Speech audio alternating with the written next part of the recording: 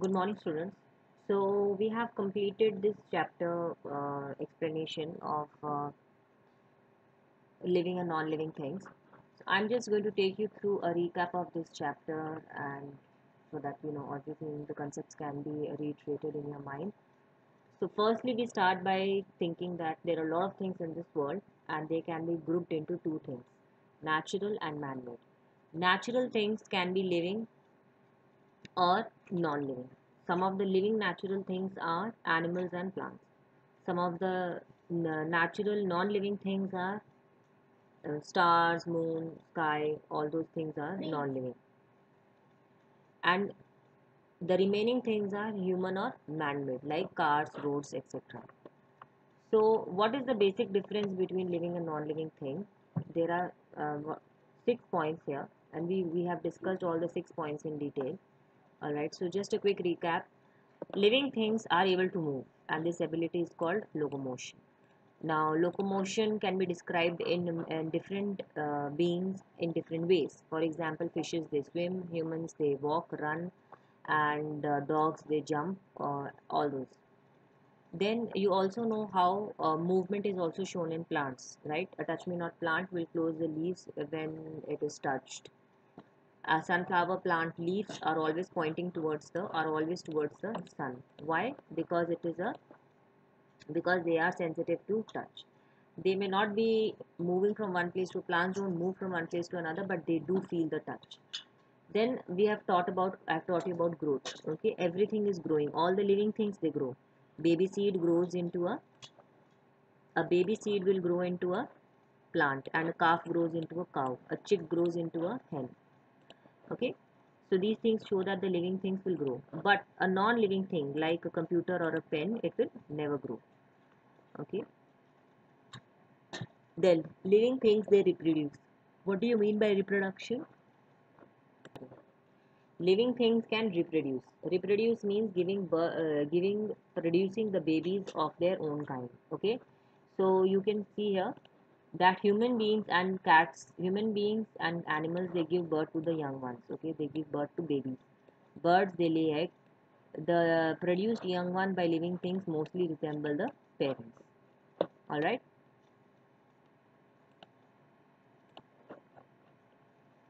Then,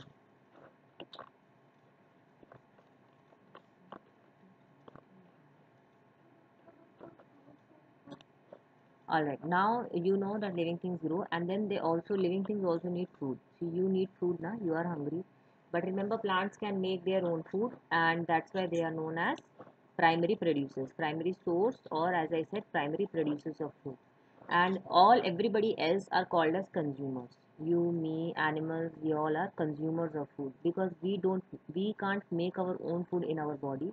We are dependent on plants or other animals for food. Okay, we will eat cabbage, cauliflower, we'll eat these plants now, but we cannot make food inside us, just like how plants are making the food through the process of photosynthesis. Living things feel. See, as I told you that even in a darker corner, if there is there is not sufficient light in a room, and you keep a plant will always be growing towards the sunlight.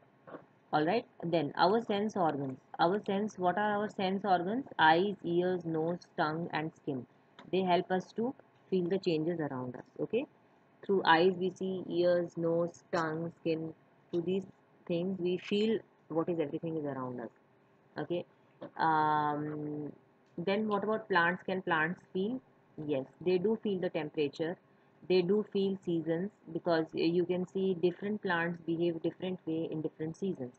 Okay, like the oak tree. Oak tree is shedding the leaves in the autumn season, and it again blooms in the spring season. Okay, see this tree, oak tree, all the leaves are gone. Now how does it know? It will go because of the season, because it can feel the season. Okay, so though plants, do they have any sense organs? No, plants don't have any sense organ. Only human beings have sense organs, but they can still feel the changes. Okay, and a plant growing in poor light conditions will always have a tendency to grow towards sunlight. Living things breathe. We breathe. What is the meaning of breathing? when I talk about breathing, I say that living things, the entire process of breathing is taking in fresh air and giving out used air. Okay. So this process is called breathing. What are the two things that are used in breathing? Nose and lungs. Okay. How are the frogs breathing? The frogs generally breathe through their skin. Okay. When they are in the water, they will breathe through the skin, and when they are on land, they will breathe through the lungs.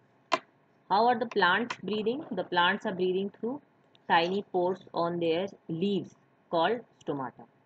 By the way, which is the gas that the plants are using during the process of photosynthesis?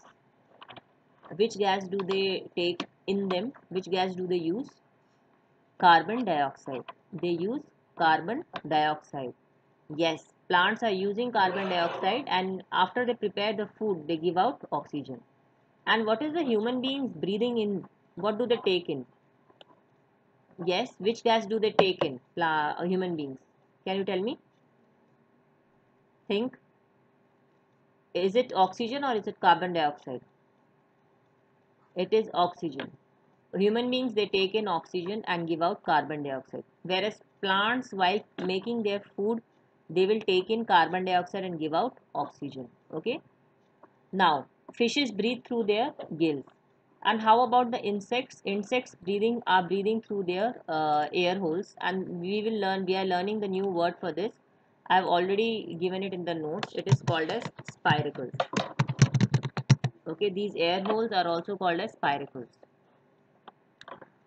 Okay, then let's see. Uh, yes, so these are finally the differences between the living and the non-living things. Okay. Then I would also like to show you that, see, this exercise you have already done. Now we are going to do, let me see, we are scheduled to do EVS. Okay, this is part C. Now we are going to do part C. We have already done part A. Okay, part B we will do later. Part C we are going to do today. Okay, this is the classwork. You are supposed to write these four filling the blank. Cockroaches breathe through spiracles. Most plant reproduce from seed. Computers and dolls are example of non-living things. We need air to breathe. Okay, once I complete the video recording, I will be putting up the link here. Okay, why I'm doing this, why I'm putting the link in the notes itself is I'm seeing that there is a drop in the videos. You guys, you children, you're not watching the videos.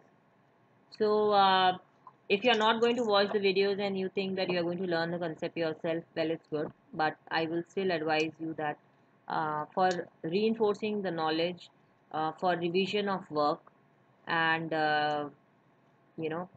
for better and clear understanding of concepts, it is advisable for you to watch the videos. These notes are important, PDF textbooks are important, but videos are equally important. For that purpose only I have put the videos here.